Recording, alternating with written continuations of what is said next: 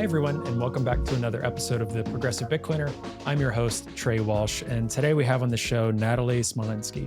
Now, Natalie is the executive director of the Texas Bitcoin Foundation.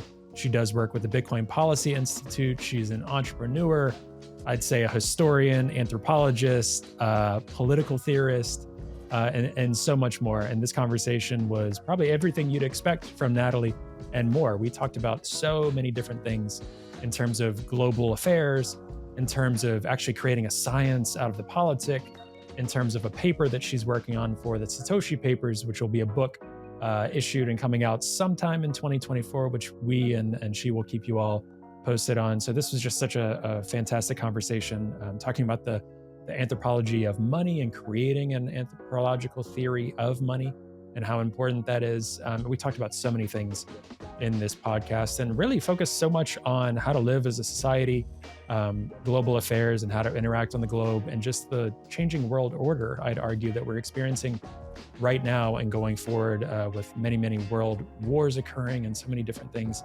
happening, and where there may be hope to be found going forward, especially in a day and age when hope can be hard to find with some of these hard things. So this was a challenging conversation. It was many hard and difficult topics that we talked about. So if you're listening to this podcast and you have any feedback on it, on this episode, or want to get in touch, please do. You can reach out at hello@progressivebitcoiner.com, and I'm sure Natalie would be more than open to hear from you as well with any thoughts. But please feel free to follow along with Natalie. She's one of my favorite voices in the space and is just really, really smart with how she approaches all of these different things. So this is a really fun conversation for me as well, being someone that is steeped in social theory and political theory and all of these things. So it was a pleasure to have Natalie on, and we'll be sure to do this again sometime. So thank you so much, Natalie, again for coming on. And also I want to mention our promo links in our show notes as well, that you can find to Bitbox and Saz Mining for discounts on those products. So be sure to check those out from our amazing sponsors. And then we also have something new that we're engaging in. So for this episode and going forward, this is the first of many shout outs that we'll be doing from our Geyser Fund. So these are folks that have projects or books or different things they want to get out, as well as supporting our podcast in the process via our Geyser Fund. So if you're interested in doing a shout out or having a shout out or any other ad opportunities, you can head to our Geyser Fund, which is also in the show notes, to figure out how to support our podcast and also get your project or initiative out to our audience. So this week is Tim. So I've gotten this book from Tim and just wanted to give a shout out to Tim. History Echoes Bitcoin here. So really excited to share this project with you and share this book with you. And I've got a little excerpt from Tim to give a shout out to in terms of his book. So we'll be sure to include this in the show notes as well for you to go and purchase. So History Echoes Bitcoin serves as a connection between history and the properties represented in Bitcoin. Of those are permissionless, gaining consensus, decentralization, trust minimizing, censorship resistant, open source collaboration, immutability, and scarcity. This book aims to show how the properties that give Bitcoin its value are each individually beneficial and collectively compelling. Zoom out. Awesome excerpt from Tim there. So be sure to get his book, History Echoes Bitcoin. We'll include the Amazon link and other links as well for you to purchase that. And thanks again, Tim, for being the first shout out supporter. And we'll be sure to post this across our socials as well. All right, a little bit longer intro than usual this time around. Thanks for sticking with us. Enjoy the episode, and we will see you again next week.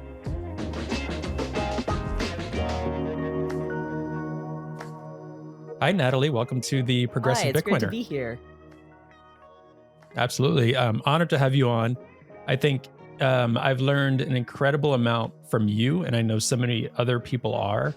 And this conversation too, I really love when we get to explore humanity stuff on the podcast. I'm not technical. I think Bitcoin has taught me to be a bit more technical, so I can fumble my way through things. But talking about philosophy, history, sociology, I just want to nerd out in this episode on all of those things.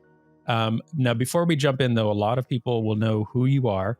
But for those that are trickling in more and more to the podcast, do you want to introduce yourself, who you are, maybe a little bit of your background and what you're focusing on? Sure. So I'm a scholar and entrepreneur. Back in 2016, I co-founded a company that built the first generation of digital identity standards anchored to Bitcoin. Um, we were one of the first Bitcoin oriented SaaS companies in the world. Exited that company in 2020. I continue to do business development for enterprise software at the acquiring entity. And I also have a background as an anthropologist and a historian. So I'm very focused on political economy, theory of self and society. And I am the founder of the Texas Bitcoin Foundation, which is a research oriented 501(c)(3) that is putting out original research about Bitcoin and political economy.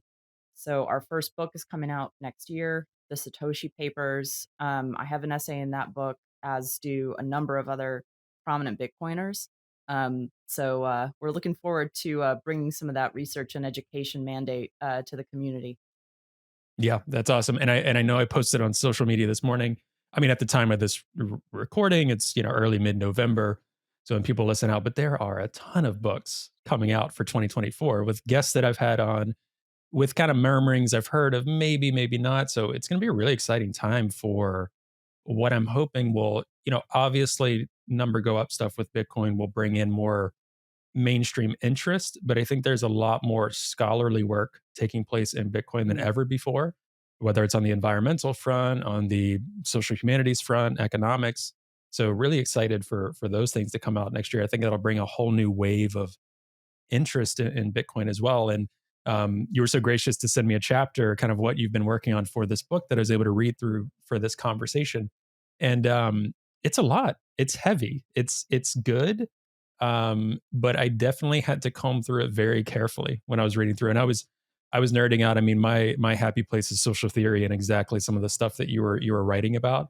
But I thought it was a great examination of money, of an anthropological case and view of money. Some interesting thoughts on David Graeber and all of that stuff that we'll get into, and even mentioning some Twitter fighting that happened. I thought was Yeah. really interesting as well. Some of the conversation that happened a few years back with Graeber and others. But I'm really I rarely talk about very intentionally price of Bitcoin in the show and things like that. I think something I'm really looking forward to next year, like all of these books that are coming out, all of the human rights use cases, all of the environmental use cases, and something that's really important, for our progressive audience to kind of understand. Most people in the world don't think about what is money in general and how to articulate things like that. So I know from your point of view, when you're focusing on Bitcoin or thinking about Bitcoin, where is the most comfortable place for you to come from on this? I know you have an anthropology background, you have a history background, you have so many things I think that are converging, right? I'm not sure even what you would necessarily label yourself in terms of scholarly output. It all converges, but that's Hmm. Bitcoin as well. It's so many converging worlds, so it's hard to label one. But when you look at Bitcoin, what's one of your favorite ways to look at Bitcoin? Or what lens do you use to analyze Bitcoin, and what do you enjoy writing about most? Well, I approach Bitcoin from a social theory standpoint. So obviously very interdisciplinary.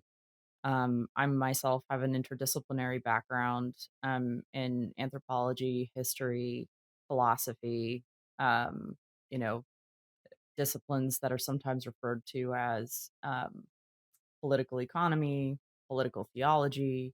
So, we don't really have a science of the social or a science of the political in the same way that we have, let's say, a science of biology or a science of physics. Mhm. Um, and so, you know, one of one of my core interests spanning my career has been to move us progressively towards a science of the social. But that is no small feat. And so at the moment, I'm sort of surveying what has been said across various social scientific disciplines and the humanities about um, the intersection of technology and society, and kind of gleaning these observations into what I take to be uh, a point of departure. So a coherent theory of money, which I'm starting with in this book, which is a departure point for a theory of technology and society. I'm curious too, for my own interests. So I was looking into a little bit more of your background and some of your education and things like that. Going from a PhD, where correct me if I'm wrong, focusing your dissertation on some mental health aspects, some history, some religion, things like that, and then finding yourself in this Bitcoin space now and landscape. How do you connect the studies of those two worlds and the skills that you learned through that process to what you're doing today? Well, my overarching interest is on the development of human subjects within a social milieu. So the relationship between the individual and society, which at the youngest ages, I mean, from infancy, society for an infant is their most immediate network of caregivers. And then as the infant matures and undergoes development and various forms of ontogenesis, their society gets progressively wider. Um, so the question of health and illness is, of course, not an individual question. Particularly when we're talking about something as um, diffuse as mental or psychological health, what we're talking about is the health of the social milieu in which the infant, the child, the person is coming to be. And so that touches on everything from forms of domination, submission in the family of origin, to the economic system in which that family is embedded, the political system in which that family is embedded. Um, all of these sort of concentric circles of social organization and transacting impact the developmental trajectory of the human person.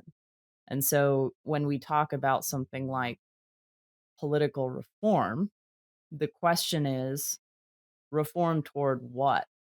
And generally, you know, people who are activists or who have a political point of view are functioning from some implicit notion of health, of what health is and what illness is. But they don't have a theory of it, they have a feeling of it. And so part of what we need when we talk about a science of the social or science of the political is we need a theory of the healthy community, um, and by proxy, the healthy individual. So all of these questions, when we talk about questions of values, principles, ideal states, ideal on the basis of what? At the end of the day, there has to be a scientific account for those values. And that does not exist yet. Mhm. Yeah, that's really interesting. And there were a few, I took some screenshots here. There were a few tweets that you did recently, that I thought were really interesting. I think so much of it is in the cloud, I would assume as well, of just what's going Hmm. on in the world, kind of our global affairs of obviously Russia Ukraine conflict going on for quite Yeah. a while now. Although it seems like it was recent, it's been a couple of years, really, Yeah. year and a half, 2 year. I'm not exactly sure at this point. Obviously, what's happening in Israel right now in Gaza and Palestine. One thing, just on the topic of healthy community, one thing you said in general about politics, and most of the people that come on this show, we end up having a conversation about two things almost every episode, regardless of who I'm talking to. It's how do we critically think, and the left right divides are Yeah. really toxic. Lisa Huff on recently was just like, I don't understand. I don't get it. I hate it. And I'm articulating from that Hmm. progressive camp, but I do as well. I think a lot of people at the end of the day, whether they're intentionally contributing to it or not, or unintentionally, a lot of people would say these divides are toxic in so many ways. And a lot of these divides shouldn't really exist in an ideal world. But one of the things you said, it's a little bit longer, bear with me. The traditional political labels of right and left are becoming increasingly meaningless. that gives us the opportunity to genuinely engage with people and think together, but it upsets partisans who wants to determine in advance who the good guys and the bad guys are. Be skeptical of anyone who talks about what leftists or right wingers believe. They rarely, if ever, define their terms and often use these words to make arguments from fear or hate. Anyone trying to scare or trigger you into agreeing with them is Mhm. manipulating. So you were touching on some things just there, but I wanted to pull that out. I thought that was such an incredible insight. I mean, there's a lot of things that I think you put out there, whether in your writing, through different talks, through your social media, that is just trying to cut through the noise. Like I see that interdisciplinary approach trying to cut through the noise to get to some truth, to get to some healthy community and just a healthy state of global affairs. So, even when you were asking, what do you want to talk about in this episode? I'm like, well, with Natalie, what is there not to talk about? Just with like the way that you put things out, I think a lot of people see and feel you're really searching for truth. Um, at least I do. And that's really hard. So break that down a little bit more for me, that tweet that I just read out to you. Yeah, absolutely.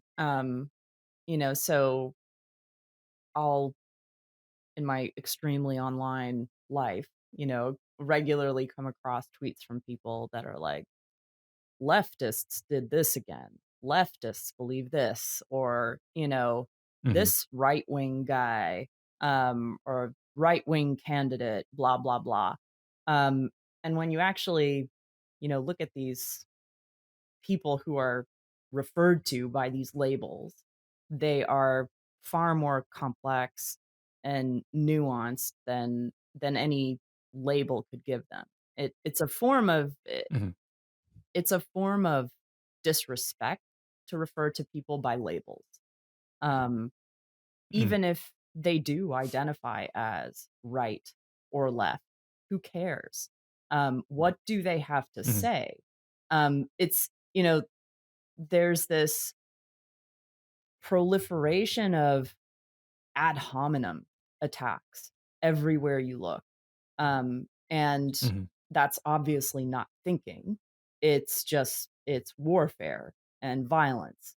Um, so, what should matter is the content of what this person has to say. Um, is what they're saying true about this? mhm, But the way that, we've seen to function politically as a society is through association. Are you on my team or on my enemy team or on some other team that I don't mhm. care about? And then everything kind of becomes this spiraling logic of association from there. Oh, you might not want to listen to anything this person has to say because they're affiliated, in my mind, with this team. Well, that is those are the conditions for the opposite of truth. They're the conditions Mhm. for a flattening of discourse. So, you know, we have like one association for every label and really strong opinions based on that one association of like a fully flat social terrain where there's no depth, and it's just these associations battling it out. It's terrible. Yeah, I feel that a lot, even just on this platform, right? Obviously, in kind of inheriting this endeavor from Mark Stefani, who had been running this podcast since 2021 and trying to build a coalition of progressives and fighting left FUD in terms of Bitcoin. And then what I kind of encountered along the way, two different types of groups. I think in response of, I joke with people a lot, like the word progressive is such a weighty word in the United States. Elsewhere, they don't know Mhm. what it means, right? And then I'll kind of describe what I'm talking about. Values. Okay, we get that. We have our own version of that, right? And then Bitcoiner can turn off the left or progressives from this group, right? So who are we left with at the end of the day? But a lot of times, I'm getting more and more people to tune into this podcast or to see what we're having to say because of just that, what we're talking about, who we're talking to. And I went back and forth for a long time about, what do I do with this title, Mhm. right? Is this title kind of preventing people from accessing content and things like that? And I still do, if I'm being honest, but part of me keeps it because of the FUD narrative with progressives, especially heavily right now. So being intentional about utilizing that. But there are all sorts of people from any type of, whether it's Bitcoin, whether it's the political left, whoever, that see me associated as a progressive and they say, oh, he must think this, or see me associating as a Bitcoiner, oh, he must think this, right? And doing those type of things, and rather than just sitting down and talking. But we do that with each other all the time, always. Oh, you're a woman that lives in Texas, you must feel this. Or oh, you're a man that lives on the coast, you must think this. It goes just so heavily. And I'm wondering too, obviously social media plays into this, right? But from your point of view, how has social media contributed to this? Um, is there is this just the road we're going to keep barreling down in terms of all the ways we gather and disseminate information at this point? Yeah, I mean, we've there's been some research done on the architecture of communities networked through various social media platforms, and I mean, polarization is a real thing. I mean, it's measurable. You can see that Mhm, based on the graph of who people follow, who they engage with. These like little bubbles form, um, and I mean, ultimately, the addictiveness of these platforms is predicated on eliciting certain kind of dopamine reaction when you either see something you really agree with, or something that makes you really outraged, and disagree with. mhm, So there's a kind of manipulation of the emotional predispositions that people have on these platforms. That said, that's not an excuse for some kind of nostalgia to a pre-social media era. Like there's no going back. mhm, So what is being demanded of us, and I would suggest is actually happening, is a new form of media literacy where we are, as a species, being asked to cultivate more discernment around the content that we ingest and our reactions to that content. So you see it now. I mean, people are not um, as given to simply believe what they see and hear today as they mhm, were, let's say, during when the Iraq War was being fomented, pre social media, and you only had the MSM narratives, which were parroting the state administration narrative, mhm, and it really took a lot of work for people to be critical. Um, Now there's profound suspicion, and people do check their sources more than they used to, and they do a kind of what I'd call amateur historiography. Um, the problem with that is that if you don't have a impartial methodology behind that, then it very quickly just becomes authority discourses. And so your source criticism becomes a form of ad hominem attacks. And mhm, so I think what we're being asked to do as technological development accelerates is to ourselves level up as a species. Like we have to become the people mhm, who can use this technology without destroying our societies, without destroying ourselves, frittering our lives away. Um, these are character imperatives. And mhm. it's unclear what social institutions will form or arise out of this cauldron, to develop the character that is required to wield these technologies. Yeah, there's a lot to unpack there. I think, a lot of people, a lot of conversations, a lot of media, podcasts, financial institutions interested, the government interested in AI. And, there's a lot of, we have this media literacy and this constant fire hose of information. And then you're seeing some things like I've seen some different things on, Twitter's community notes, right? Those things that have been popping up more and more. And there's different views on, some people are saying, okay, this community note wasn't applied here. How come this one doesn't have one, but this one does? And, so that's an imperfect system too. But just the thought of just what you said. People are questioning and checking assumptions, and then in some cases, adding those notes. And many of them turn out to be Mhm. those are good notes. Those are good things for the public to have access to, besides just that statement alone. So we're seeing some things like that. I think AI has incredible potential to help us, rehumanize, and which is funny to think about, I guess, when we're fact checking, when we're doing these things. So kind of bringing back some of that. So I'm a big believer and proponent in seeing that more and more. But one thing you talked about in terms of suspicion, in terms of people questioning these assumptions, right? And I think about how different our world is. You mentioned Iraq War. Originally, when I was reading the piece you sent over, I was thinking back to World War I, World War II, and just the information that was coming out and the unity that the U.S. had on certain fronts. Right, there was this unity during World War II for the most part.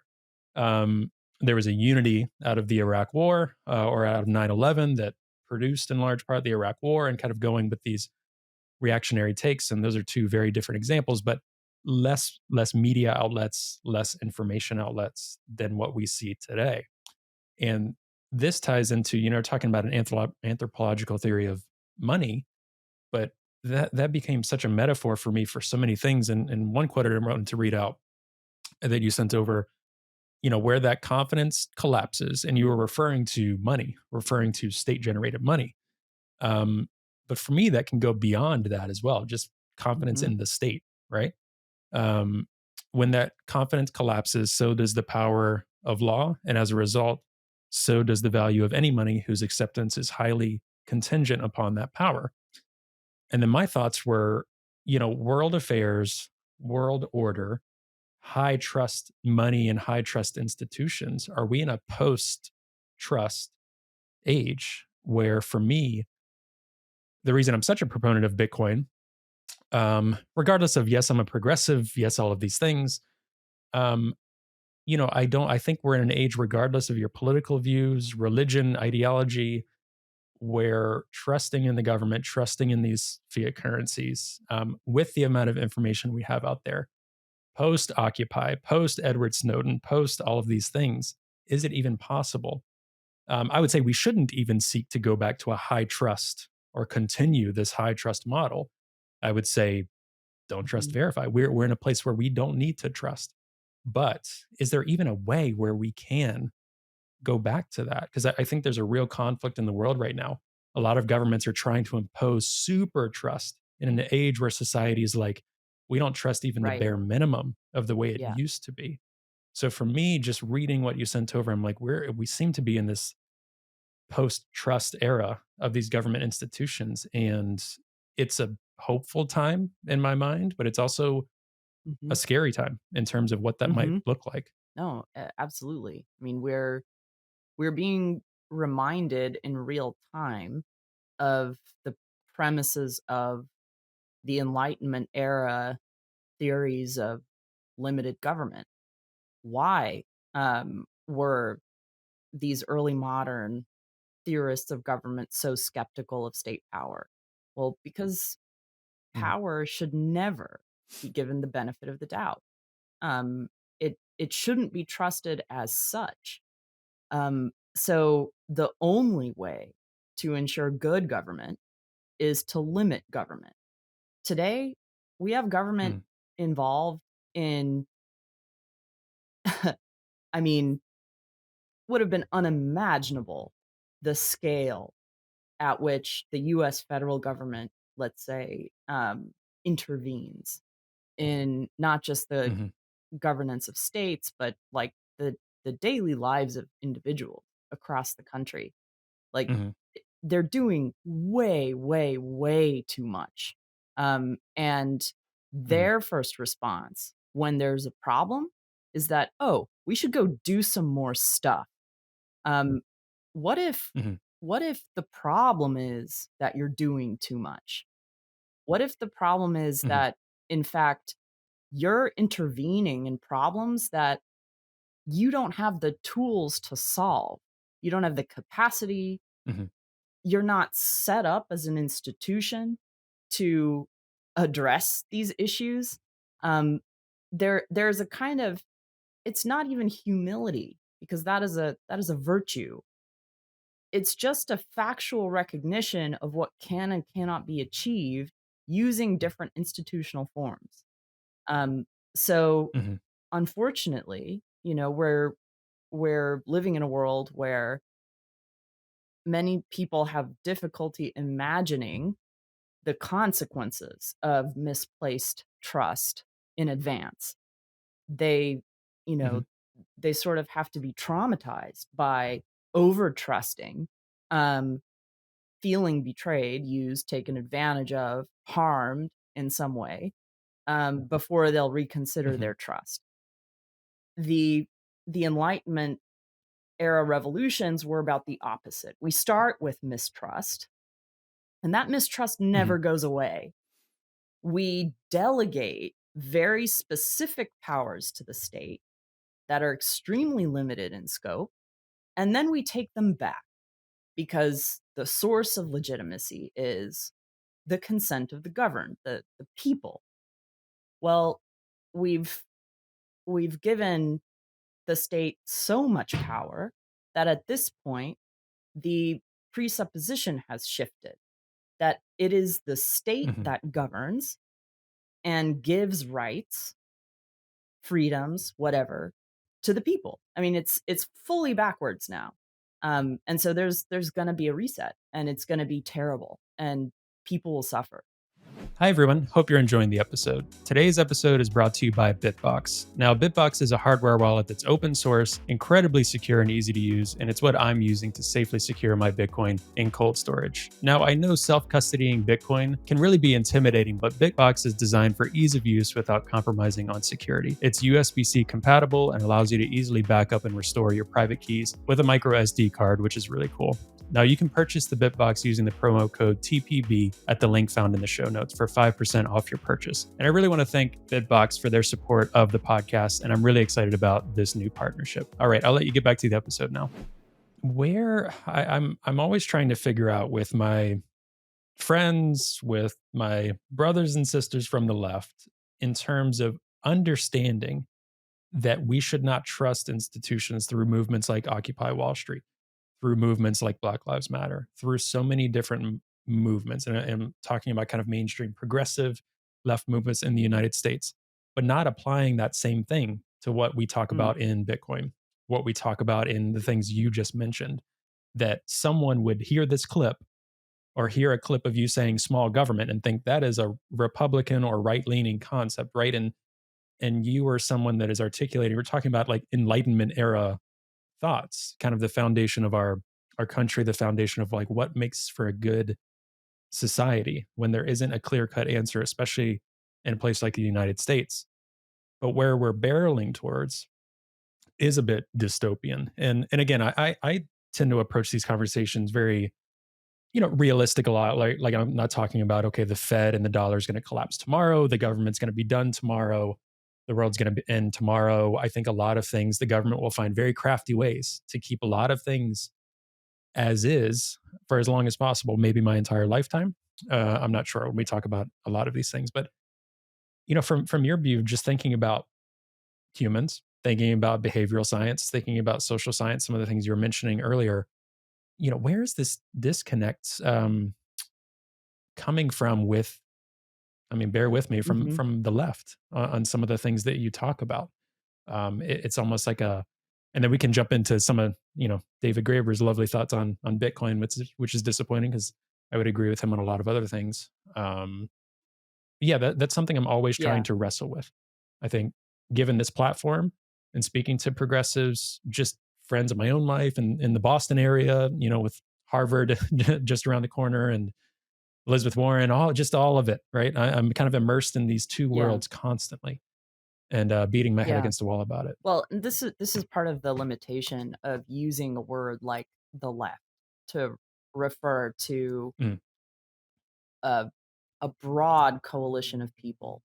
They're Yeah, yeah, extremely broad. um, historically, political currents on the left or labeled leftist have had both extremely statist and non-statist currents within them. So, there was Mhm. a kind of Marxist, although not not necessarily Marxian. Marx was very ambivalent Yeah, about different the than the state, philosophy but a that yeah, lot yeah, of yeah. his Yep. inheritors Yep. believed firmly Yep. that it was the mandate of the state to ensure Mhm. um, a dictatorship of the proletariat, to in effect seize the reins of power, of state power, and impose by force a world in which Mhm. labor dominates capital. Um, you know, so there's a long inheritance of that. There's a long tail of that, where I would say today the primary characteristic of um, various movements, which could be called leftist, is a focus on redistribution of wealth, and using the Mhm. state to enforce that redistribution. Um, Mm. there used to be a whole anarchist left that, like, we've sort of forgotten about culturally. Even Graeber. Mhm. Graeber may be one of the most Mhm. influential, public intellectuals kind of coming out of that tradition, but even Graeber is Mhm. far more statist than his predecessors would be, even though he calls Mhm. for an abolition of the state. Um, you know, Mhm. there's no mechanism by which to do that. There's no, like, uh, political economy account of how that could happen. There is just this kind of utopian vision that, Mhm. the contradictions of market economies, sort of Marxian, will Mhm. cause them to collapse and with them the state. Um, But in the Right. meantime, the state should absolutely be deployed, to redistribute wealth, and guarantee certain Mhm. basic standards of living. Um, so I think this is one of the reasons it can be so hard to have a conversation about limited government. People like Mhm. Henry David Thoreau, I mean, from the 19th century, Mm. classical, like, American anarchist. Is he right or left? I Mhm. mean, you could read his stuff and, um, think like, "Oh, this reminds me of Ted Kaczynski." Or, it reminds Mhm. me of, Yep. like, hippies, like, at Occupy Wall Street. Like, it Mhm. culturally, it Yep. doesn't fit. And so that should be interesting to us. This is the whole point of exposure to difference, exposure to other cultures. Mhm. Difference is not a rainbow coalition of people who all, believe the same things, use the same social media, are competing for the same jobs in the same educational institutions in the same center of empire. That's maybe a certain Mhm. kind of diversity, but it's a flat diversity. Diversity is encountering people who you have no frame for. You don't Mhm. automatically have a box that you can put them in. Um, and having the Right. discipline to, um, be in that discomfort. A lot of what Mhm. motivates tribalism is just people don't wanna be uncomfortable. They don't wanna do the work of really understanding, someone who is different from them. And so they'll put them in a box and move on. Um, that's Yeah. not acceptable in the kind of global society that we have brought about technologically. Yeah, we're really ill-equipped. Eh, maybe I'm not giving humanity enough credit. Do you think that we as humans, just evolutionary, we're trying to adapt to this? Do you think we inherently are that word's a loaded word, but do you think we're at all equipped to do some of that rationalization and that other factors are influencing it, political influence, in-group influencing? social media influence, or do you think that humanity, we're still trying to catch up as a species to figuring out having all of this access to mechanisms of tribalism in this new and amplified way? Yeah. Um, there's probably not an answer to that, but I'm just wondering, like, do we still have a ways to go on that, or is there ways we can do this sooner rather than later? Because the world's in a pretty precarious place to continue Yeah, I doing mean, this. that's always the question, right? Is, um, how quickly can we develop the character, the habits Hmm. of thinking, the etiquettes, the relational skills to, skillfully navigate the possibilities that the amplification of power, which is all technology is, now affords us. Um, so, Hmm. the uh, Alfred North Whitehead has a quote from his book on symbolism, where he says that um, major technological breakthroughs inevitably destroy the societies that produce them. Um, Hmm. Now, what that means may vary from instance to instance, but it's absolutely true. The Industrial Revolution destroyed feudal Europe. Um, there's, Hmm. I mean, there's no going back to that. Um, the atomic age destroyed a certain form of Westphalian nationalism. We had to adapt to the power to destroy ourselves. That adaptation, Yeah. I have to I yeah, I have to stop you there. What did you see Oppenheimer, and what did you think of it? yeah, I Speaking of did that. see it. I thought it was well done. I appreciated in particular um, the way they painted that historical era, of the importance of the German émigrés, scientists that the United Yeah. States absorbed, during and after the Second World War. I mean, we were not a scientific country before that era. We had little, Yeah. emergent bubbles of innovation and breakthroughs, but it was really Mhm. the mass importation of, like, the top European talent, across, uh, the sciences, the humanities, philosophy, um, you know, Mhm. that seeded the American post-war education system, and scientific laboratories. I mean, if you look at the history of Nobel Prize winners, many of them are American, but they're immigrants. And so Mhm. that Yep. was, I thought, the most interesting thing about that movie, and something that maybe many Americans aren't aware of. Yeah. Sorry, I only cut you off because you were talking about the mood of, the state of the Mhm. world with the advent of the atom bomb and kind of nuclear age, and, that film, I think, for me, captured a bit theatrically. Yeah, it was Christopher Nolan and enjoyable to watch, but the mood shift and helped you feel, "Wow, what this Yeah, did for the world," and how it absolutely. changed. Mhm. Yeah. Yeah.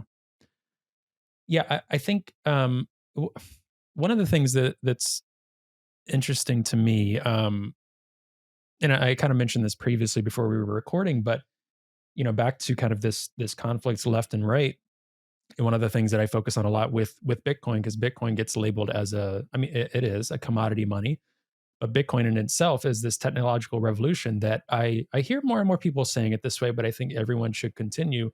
It is its own and new thing, right? It is commodity money, but it is also in effect easy payments, fast payments, final settlement. All of these things really important. It does not fit your box, right?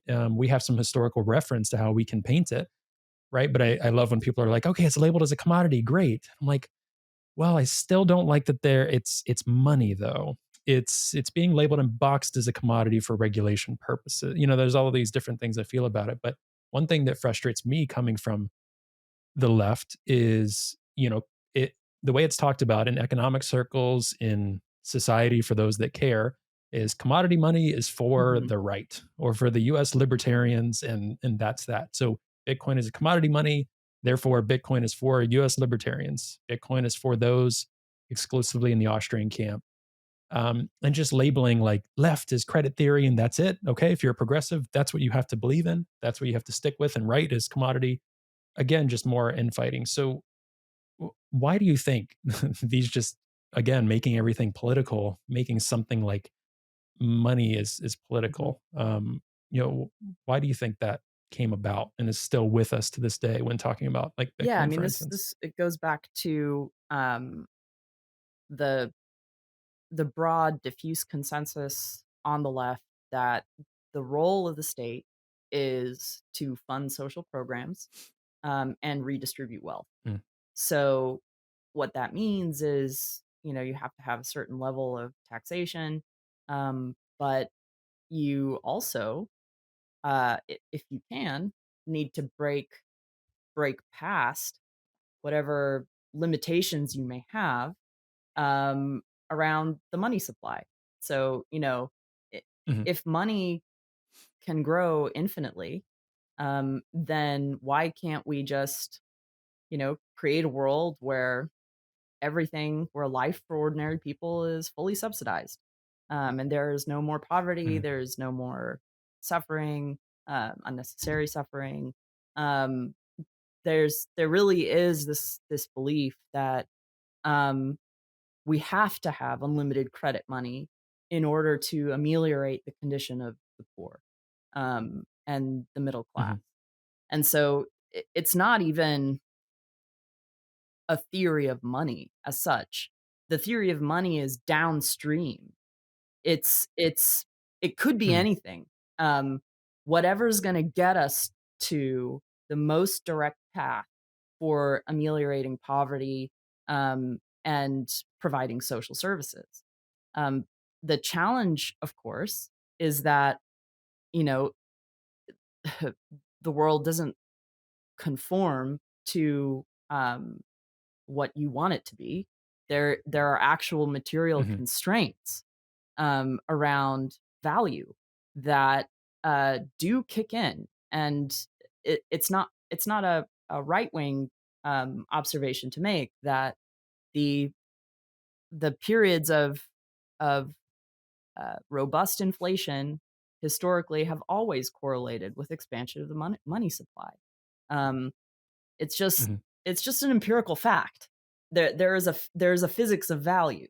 And so what is it, in fact, that ameliorates the condition of the poor, historically? Well, economic mhm, growth is the single most powerful indicator of raising standards of living for everyone. That does not mean it's the growth is equitably distributed. That doesn't mean everyone's happy about it. That mhm, doesn't mean that any particular individual, isn't going to lose out in some way. But the engine of growth is the only robust mechanism for poverty alleviation. And this is ultimately what mhm, the Chinese Communist Party came to understand, in the late Mao and post Mao era. They were like, you know, mhm, we have to grow. There is no way to lift a billion people out of poverty by just printing money and redistributing the mhm, wealth that already exists in our society. We have to become a market oriented society, but we're going to do it on Chinese socialist principles. So, that was the entire Deng Xiaoping era, and, to a certain extent, although he's considered more conservative now, Xi Jinping is still, it's capitalism with, uh, Chinese characteristics, with socialist characteristics. So there's no way around that, um, which means we have to, if we're genuinely concerned about poverty alleviation, um, think through the conditions for creating a robust engine of economic production. What are those conditions? And in fact, those can be defined. yeah, and I think one thing both camps do. And again, I get so frustrated saying it out loud to you even now, and I'm sure you are too, but I keep talking in this, okay, the left and the right, because that is the world we still live in. That is the polarity that I'm trying to have a bit of an influence of, just from the Bitcoin and left space. And hopefully we can then just talk about ideas in a less polarized world. Um, but in terms of both camps, I think they feel like they have to throw the baby out with the bathwater. Like there's ways to infuse progressive or left's way of approaching solving problems without, okay, running insane deficits, right? Like currently, if you go on the Progressive Caucus's website, which I did recently when talking to Bradley Retler, just to, we talked about, I broke down some of the, like, I agree with a lot of the tenets of what they're pursuing in terms of values that I would align with. But they made an emphasis saying, focusing on the budget deficit. It didn't say this verbatim, but it was kind of argued that that is a Hmm. racist notion. That if you focus on the deficit and if you're overly concerned with deficit spending, I think they might be saying, Republicans say, oh, under a Democratic president, we need to rein in the deficit. But when there's a Republican president, Republicans don't talk about the deficit, right? Both parties do this in different ways. But that would probably be the one place that I veer away from the left so extremely on currently, is what you just said. Like the evidence is the ship has sailed in terms of deficit and money printing. That does have an impact on inflation. What is everyone agreeing inflation has the biggest impact on? Low and working class people. It Yeah. doesn't alleviate poverty. So for me, I'm like, progressive, let's get in the corner. Let's, like, hey, we have to get away from this deficit narrative, this credit expansion narrative. Now, is there ways to rein this in? I'm even saying, can we just take baby steps, right?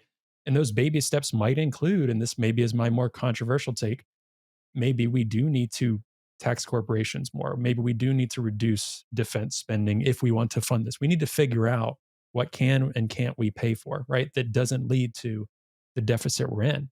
And maybe the two sides disagree on that, right? No, we need to cut this program and that. But at least then you're not disagreeing on the fundamental principle of what you just described. And we're Hmm. not there yet, with agreeing to that. Do you? Yeah, I guess I just still I think I don't want to speak for them.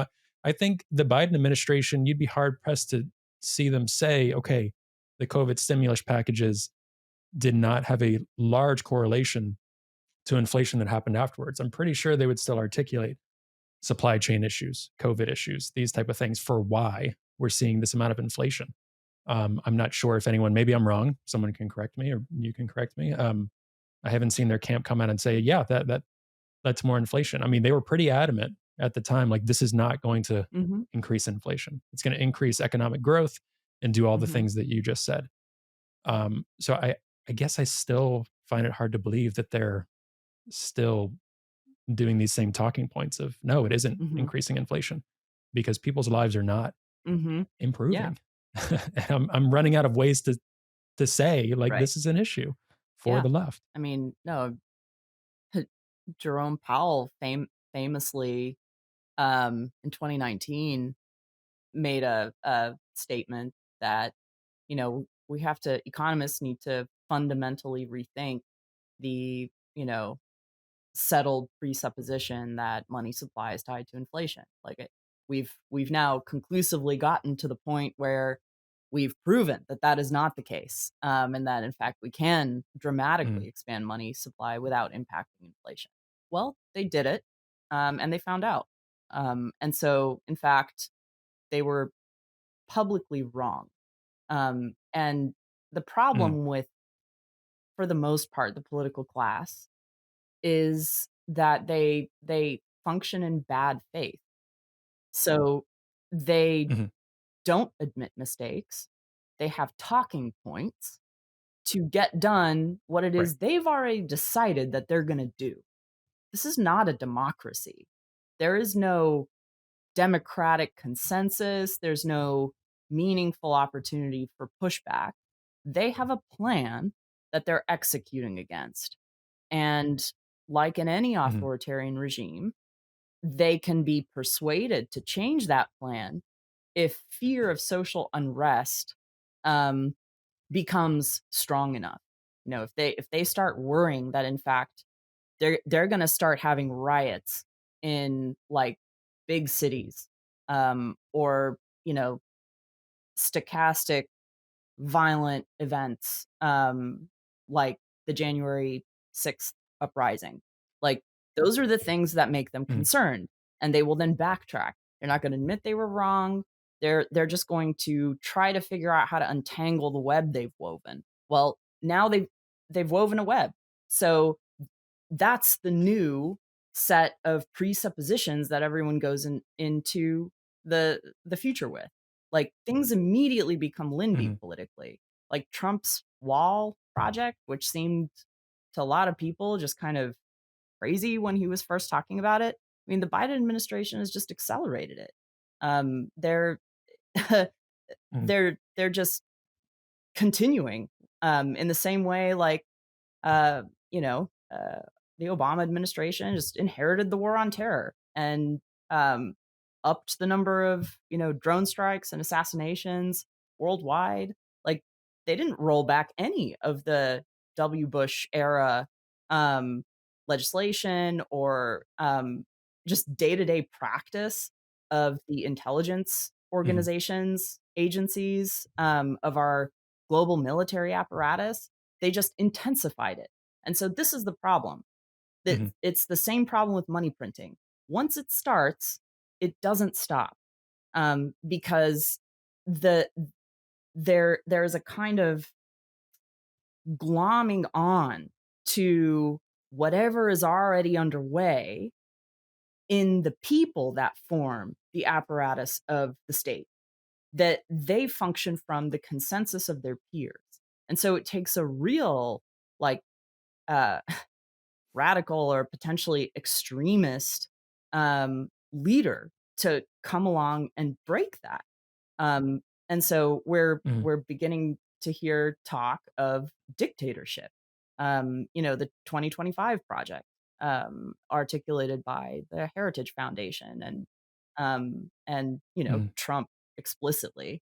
Uh, they're calling for dictatorship because they don't see a way to break through this powerful wave of consensus where everything just kind of Mhm. continues iterating in a worse direction. That said, dictatorship isn't a solution. Dictatorship just just creates a different set of problems. I guess one of my thoughts is, are you someone that, I'll say it very broadly, believes in the political process at this point? In terms of, do you think there's actions that we could take to make things a little bit better, or do you think we're swimming upstream and there's no chance of getting through it, in our current state of affairs? Do you think there's tweaks or mechanisms? That's one thing I've talked with a lot of guests on, and what I like about this episode is I don't think you've said Bitcoin once. I've said Bitcoin a couple of times, and I've talked with many people about one of the big things with Bitcoin is we got to talk about the problems in the world as they are, right? That Bitcoin kind of helps you go down that rabbit hole. Um, but do you see that there's things we can do now to address some of this political nightmare? Because Bitcoin does not solve that. Bitcoin, there's still problems with power, with political power. There's all of these things that um, we're hard pressed to find answers for in Yeah, this day and age. absolutely. So yes, there are always things you can do. Um, we make our own history, but not under conditions of our own choosing, as Mhm. Marx famously said. Um, Mhm. so we always start with ourselves. Each one of us has power. Each one of us has responsibility. Um, each one of us has impact. And so we need to begin by asking ourselves, how do I live my life in such a way that um, I bring about the world that I want to live in, at least in my own sphere. So we start with ourselves, Mhm. um, and then our local communities. That's actually where the average person has the most impact, and that's where people are least likely to Mhm. be engaged. Um, what we're going Yep. to begin seeing in the United States, I suspect, is the the cities asserting themselves um, with Hmm. courageous leadership that can potentially push back against some of the trends emanating either from state capitals or from federal capitals. So local Hmm. involvement, yes. Um, I think at the federal level, there's very little that the average American can do. Um, that Hmm. even at the state level, it's very hard because our political system has been fully colonized by the political parties, and these are Hmm. they're authoritarian organizations. So they're not democracies. The parties are not democratic. They are ruled with an Hmm. iron fist by the people at the top of the party who are usually the party's biggest fundraisers. And so, goes back to money where, the donors Hmm. and the politicians that have the closest relationship with the donors in effect set the policy agenda for the party and actively preclude anyone from running for office that would go against that agenda. And so, Hmm. we're seeing some interesting cracks in that happen with some more independent minded candidates come out, like Hmm. RFK Jr., for example, or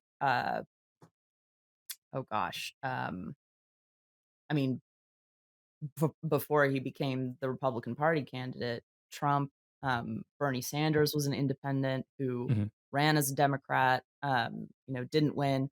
So we're seeing some of these like influences come from the side at the federal level, but for the most part, they're people who either have a lot of money or a lot of celebrity or both, or have Hmm. lifelong, political careers already in higher office.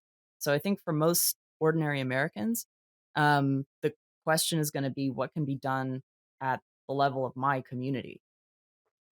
Yeah, and back to what you were saying too about people influencing things. I'm a big believer in kind of the charismatic leader phenomenon throughout human history. It's these interesting things of as a Bitcoiner, I've fully consumed don't trust, verify in a lot of areas, a lot of places.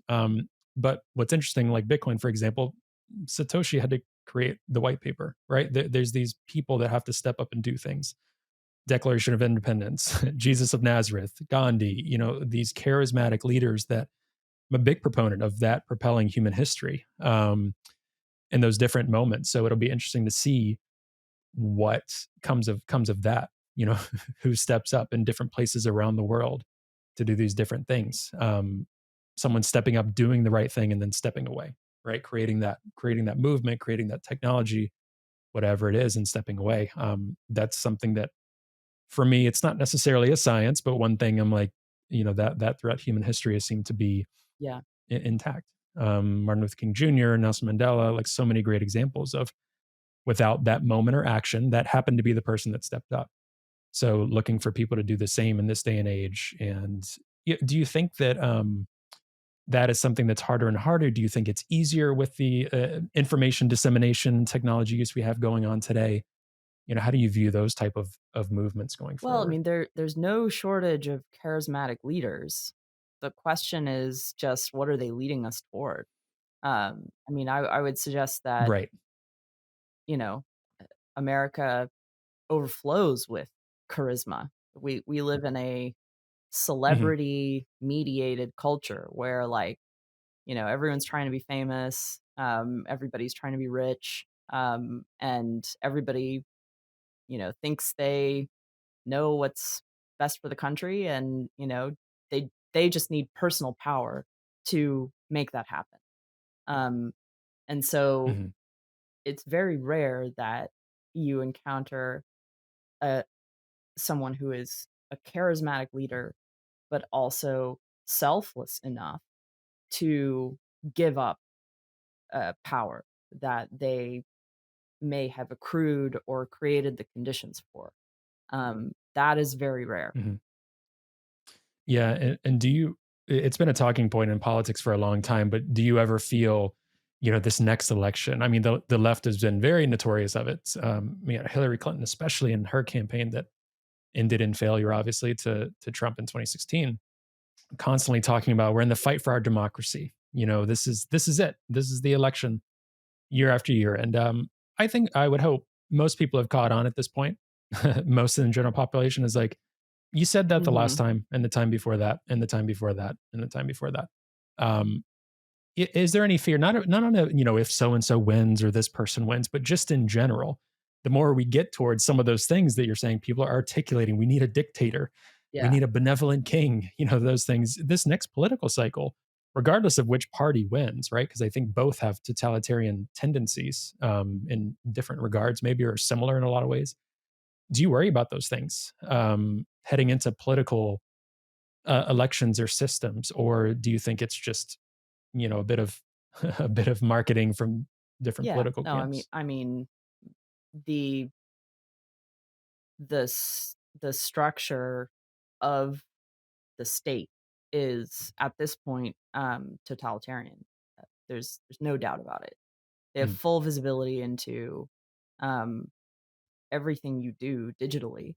Um, they, may not want you to know all of that, but then once it becomes public, you know, do they roll it back? No, Congress just passes legislation authorizing what the state was already doing.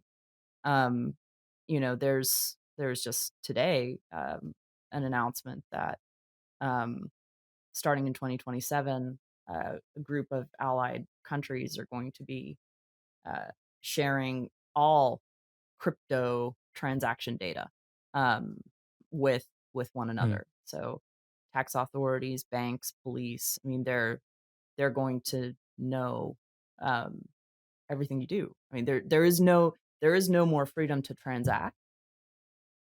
There is no more mm, freedom of speech.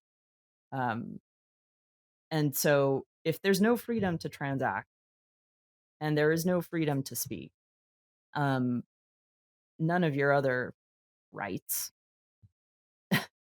are even possible to envision. it's a So foundation. yeah, Yeah. to your point, the foundations are gone.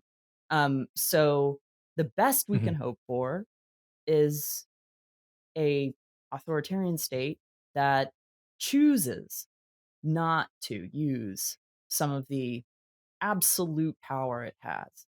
Um, and that mhm, hope is not a strategy. mhm. Yeah. Oh, it's back to Right. the high trust that we talked about at the beginning of Yeah. the conversation. Um, my gosh, Natalie, people are gonna leave this episode and they're like, Yeah. "What do I do?" Which is no one's intention, but I think, articulating these things, an episode that will already be out by the time this one comes out too is with Jason Brett and Dennis Porter talking about FinCEN and Mhm. talking about some of these things. We've been focusing on this as well, in particular, because unfortunately it's happening on, again, both sides of the political aisle, but a lot of Democrats just going forward with this stuff. And us from the progressive Bitcoiner, it's like, I want to keep Yeah. saying, Yeah. no, it's wrong. It's not right. It's violating your rights. It's violating everything in the Bill of Rights, the Fourth Amendment, First Amendment, so many different things. We need to speak up about this. Um, one thing I want to ask you too, kind of tying it back to your paper, is I know you deeply care about these things. You deeply care about what's a world with CBDCs could look like. That's a minor detail compared to everything you just said, right? I know you deeply care about these things, and are concerned about these things because, from what I can tell, it comes from a place of love and appreciation for the things that we have kind of created in establishing this country and establishing what I know you're pretty proud. You've mentioned before of your Polish heritage and immigration and a lot of the great things that immigrants have done in this country and the freedoms that we've expressed and everything you're devoting a lot of your work to.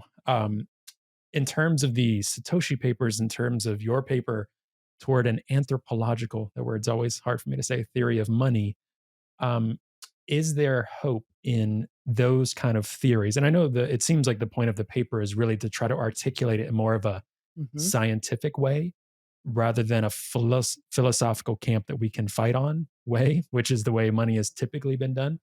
Do you see or view that articulating these things might bring about a world where people are more intrigued about this idea of doing things that are in a less trust society way and more freedom for the individual type way. Do you see a direct correlation there? And is there hope for you Yes. on that front? So in terms of what I'm personally doing, each of us is singular. We have singular talents, passions, interests, uh, proclivities, skills.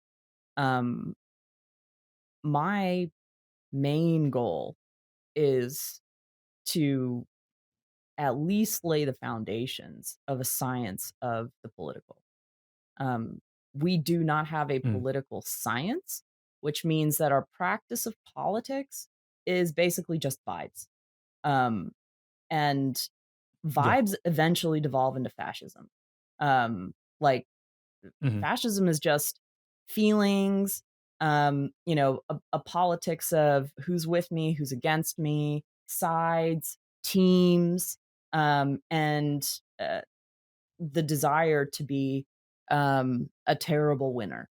Um, and so, Mm, if we are to overcome that, to have a more rational, humane future for this species, then we have to begin seeing society and politics scientifically, which is the opposite of mm, what many romantics on both the right and the left want to do. In fact, I would suggest this has been yeah. the most important failure of the humanities and the social sciences in the West over the past century is that their takeaway from the Second World War was we need to mystify humanity even more, and retreat into a kind of Mm, politics of um, aesthetics and feelings and you know state-led redistribution of wealth, like a kind of religious mhm, commitment yeah. to Marxism, that is ultimately just like vibes. Um, so there Yeah. has to be rigor. And I'm only laughing because I'm thinking of like the majors in colleges being called political yeah, vibes yeah, instead of political science. I majored in exactly, political vibes, and it's exactly. like that's so real because I was a poli sci sociology major, and I'm like, yeah, that's like I Yeah, was in political vibe no, classes and for this is the sure. thing, many of the critiques, coming from the right about the leftist academy, they're not wrong. There is definitely a kind of Yeah. indoctrination that happens. There is a team-based view of the world. You're, on Mhm, our side or you're a bad guy. Um, there was a lot that, a lot of hostility that I personally encountered, for having political views that might have differed from other people in the academy. mhm, And, then just indoctrination that I underwent that I've had to literally mhm, like painfully think my way out of, post college, post mhm, grad school as an adult. So I think our systems of higher education are not equipped to develop a science of the political, which is one of the reasons mhm. that I function as an independent scholar. But that's not an excuse to be less rigorous. That is a prompt to be more rigorous. And what's nice too, and I hope people can glean this, even if there's it's so funny. I've had different with this show in particular, we try to have so many different conversations, so many different people. I don't ever care or really ask. Sometimes I know people's personal politics or religion, all of that, whatever.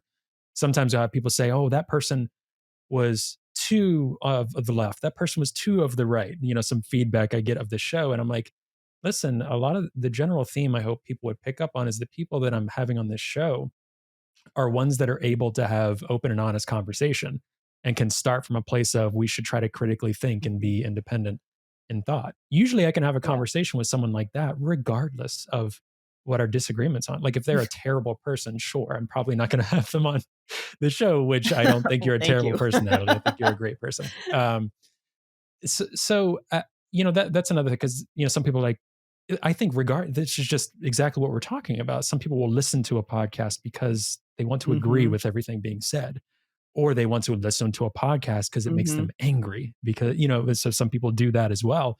So people listening might have disagreed with some of the things you said, might have disagreed with some of the things I said. Good. I hope you're not listening to this show and just agreeing with everything. And one last point that I wanted to bring up too, and ask you about, because I also saw some tweets, posts, whatever they're called now, out as well, and I think it's really pertinent to our political process, and the politics we were talking about and the vibes is just people's response Mhm. to Israel Palestine. I think you had posted a lot and several others about a very Mhm. common statement, which is just Mhm. this is horrific. People being killed in Gaza. This is really bad. Hamas terrorist attacks were really bad. This response and women and children dying is really, really bad. You know, how do you see the world as it is now, our country engaging in these political vibes when it comes to something as complicated and as serious as this matter for the people that live there currently and for global affairs, whatever may come of this? And, you know, this episode will be out a few weeks after we're talking now. Unfortunately, I think the situation might be similar or worse.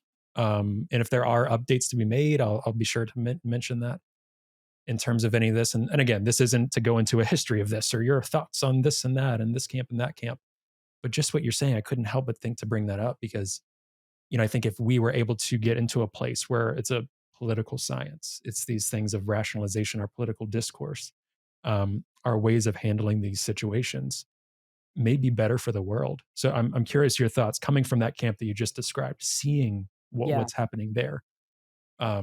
How do you articulate some of that? What is that like for Well, you? this is an issue that uh, I have been or felt personally invested in for a long time. My undergraduate work was Mhm. actually in Middle Eastern studies. Lived in the region. Yeah, and you mentioned you had been to that Mhm. area quite a bit as well, a little while ago, and talking about the experiences there as well. I saw you post No, about yeah, that, which was absolutely. beautiful. You know, and this comes out of my family history. You know, in Poland Mm, during the Second World War, my grandmother's family sheltered Jews, both family and partisans who were fighting in mm, the Jewish version of the Underground Army, because they unfortunately mhm, had to be segregated for their safety. Um, and you know, housed refugees. My family fought in the underground army against the Nazis. Their farm was a weapons cache for the underground army. mm, I mean, this was a race obsessed totalitarian regime that was dedicated to the project of a mono ethnic nation state, and then a broader mhm, project of world domination from that center. Um, you know, Poland underwent a horrific ethnic cleansing, genocide, um, which was then continued by the communist regime that took over. So there was another set of pogroms against Polish Jews that resulted in the further expulsion of the Jewish population of that country.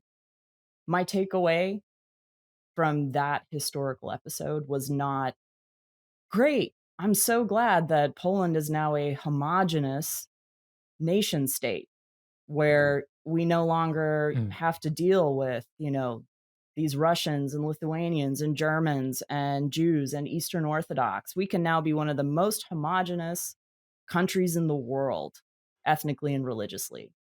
That is not an achievement. It is not something to celebrate. It is not something to be proud of. And so I mm, approach this conflict from principles. Again, not from tribal affiliations with either of the sides of this conflict. Obviously, these are human mhm, beings um, on both sides.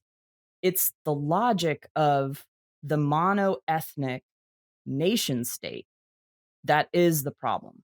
That is a fascist Mhm. logic, and it is one that I have opposed and will always oppose everywhere I see it.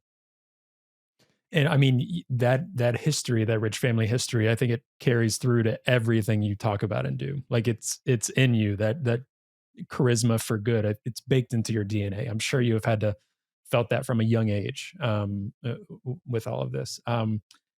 Yeah, I mean, I hope that people can feel similarly about that situation, and that somehow we navigate to a place that Mhm, ends this atrocity, because it's really dark and scary right now.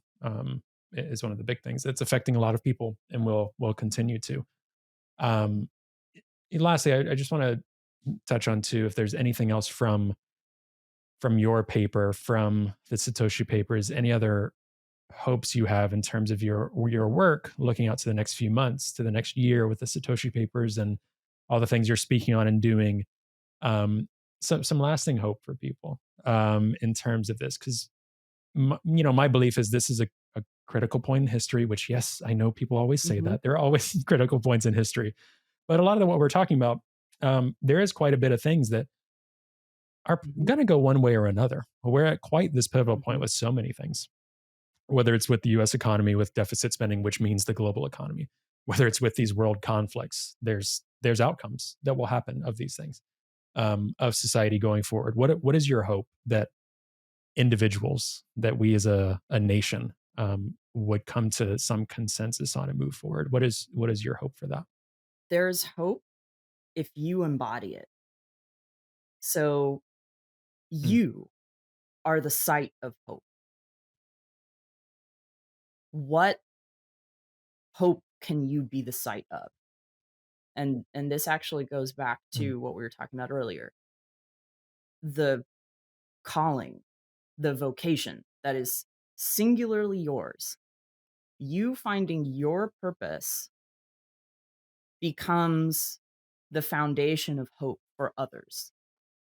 Um, so regardless of what is happening in the wider world, what is it that you can build right where you are today that others can inherit from you, um, that leaves the world mm, better than you found it? Um, and that goes for everything from how you live your life, the way you treat others, your personal relationships, the care you exert for your family, for your profession. But it also has to do with your purpose in your work. What are the unique skills, um, insights, and uh, and just labor that you can bring to achieving certain outcomes in your field. And so, I talked about moving toward a science of the political, um, mm, striving to ground the social sciences in something that is, more fundamental than just vibes. That is mhm. many lifetimes of work. Um, but embarking on that is what gives me hope. And I think one of the most inimical uh, anti-hope forces, let's say, is the emphasis in our current age on instant gratification, on short-term wins. Um, it's not that those things Mm. are bad per se, but if you lose the long-term view, you've stopped building your civilization. You've started taking it apart. So the prevalence of grift, of people swooping in to get theirs and swoop out before everything collapses. I mean, that is the vicious cycle of destruction of a civilization. Um, it is only when Mm. we begin building towards aims that we can't yet see or imagine and are content with the fact that we may never see the final fruits of our work. Um, it's only then that we actually begin building something at a scale bigger than ourselves, a civilizational project. Wow, that's an ushering, calling for people who are listening to this episode. But my one hope on that too is it's happened before, right? There's been pivotal moments in history where there were a lot of things that felt hopeless. I talked a lot about a lot of world wars. I can imagine people, leaders, individual families, your family, like people were like, well, um, we have to put one foot in front of the other. We have to do something and channel that hope and see it. And then the world that came after was better Yes. than what it could have been, which could have been the end of the world. So if we can get through that, I think we can get through anything. I would agree with that. So I think that's a great calling to people. I want to thank you so much for your time. You're very gracious with your time and really enjoyed this conversation. Do you want to point people to anywhere in terms of where to follow you, whether to follow any of the various projects you got going on and affiliations? Yeah, sure. So you can find me on X at nsmolensky, also at txbitcoinfoundation.org. So sign up for our mailing list if you want to be notified when the Satoshi Papers comes out. We are a 501c3. Um, all donations are fully tax deductible. This is a volunteer effort on my part. I don't make money from this. I lose money on it. So any donations or sats that you can send my way will help us cover the publication expenses of this book and help us get it to you even faster. Great. And we'll make sure all of that's in the show notes too. So people can please donate, support this work. And thank you, Natalie. This was so much, it's a hard conversation. It's fun though. It's fun. These conversations are really important. And thank you so much. We'll have to do it again soon. Likewise. Thank you for having me, Trey.